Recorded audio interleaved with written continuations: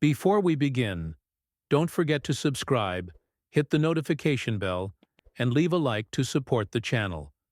This story will take you to the heart of the Bahamas, to the place where one of the biggest financial collapses of our time was born.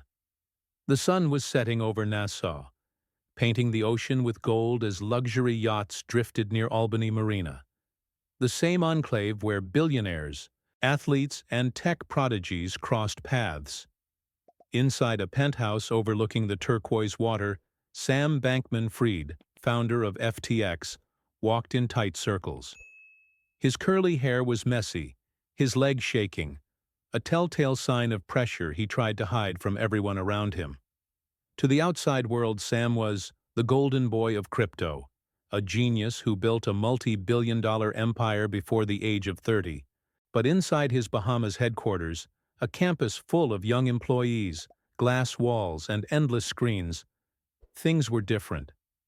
There was tension, silence, nervous whispers. Employees at the FTX Bahamian headquarters in Bay Street exchanged looks they didn't dare put into words. Why was Alameda Research borrowing billions from FTX clients? Why were internal balances not matching? Why was Sam avoiding direct questions? One assistant noticed Sam's hands trembling as he scrolled through spreadsheets, numbers collapsing like dominoes. She had never seen him panic before, and that was when she knew something was terribly wrong. But the real storm hadn't even started yet. On November 2, 2022, the crypto world trembled. A leaked balance sheet revealed what insiders feared but never dared to say. Alameda Research was propped up with billions in customer funds from FTX. Inside the Bahamas FTX HQ, phones started ringing non-stop.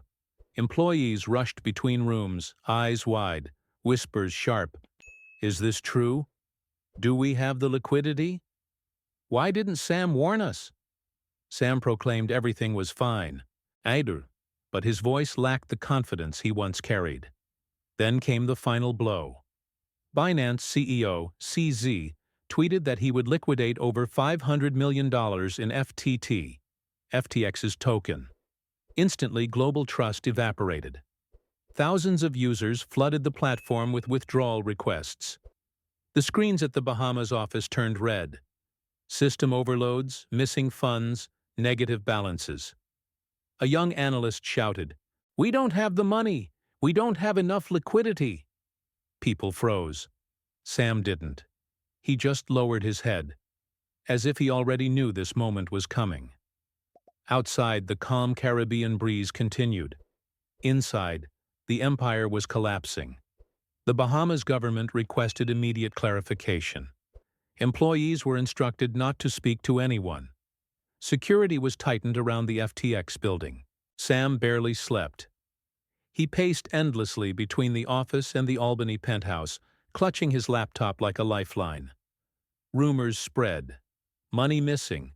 Internal loans, political donations, luxury real estate bought with company funds, including the $30 million penthouse where Sam lived with other executives. Journalists from Reuters, Bloomberg, and the New York Times began arriving in Nassau. Camera flashes erupted outside the property gates. Bahamians working near the marina whispered about the convoy of cars coming and going at odd hours. Inside the penthouse, tension reached a breaking point. Sam's closest colleagues confronted him. "Did you move the funds? Why didn't you tell us? How do we fix this?" Sam looked exhausted, overwhelmed, and defeated. "I thought I had more time," he whispered. But time had run out, and the world had already decided. FTX was finished. On November 11, 2022, FTX officially filed for bankruptcy. Sam resigned as CEO.